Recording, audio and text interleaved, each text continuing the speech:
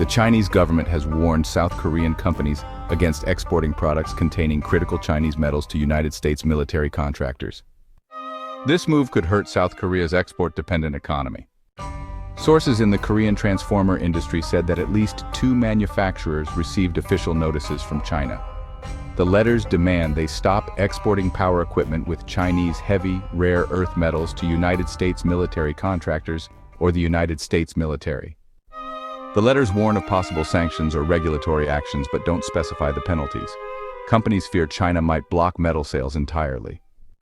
So, this is the first time China has formally imposed export controls on non-US companies that are linked to the United States. And, well, South Korea is the first target here. If China keeps this up, it could really disrupt South Korea's economy, which, relies pretty heavily on exports, especially in areas like semiconductors, batteries, and electric vehicles. These letters come as part of a broader Chinese retaliation after the United States imposed tariffs on Chinese goods. So just recently, China started requiring these special export licenses for 6 heavy rare earth metals and magnets. And honestly, with a 45-day wait for those licenses, it's pretty much like a ban on exports.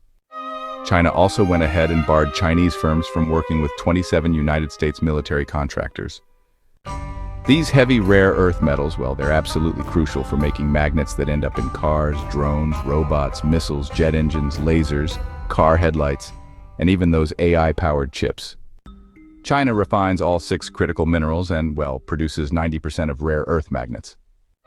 A Korean official said China sent similar warnings to companies in batteries, displays, electric vehicles, aerospace, and medical devices, all of which are, reliant on Chinese rare earth metal imports. Economists warn that rising US-China trade tensions put South Korea in a tough spot, forcing it to balance relations with its 2 biggest trading partners.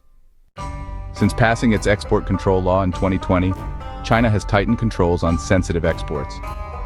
Han Aryum, a senior researcher at the Korea International Trade Association, said China began targeting defense-related firms last year, following the U.S. export control model. With China expanding its list of U.S. companies facing export bans and tariffs, major South Korean exporters could suffer significant setbacks.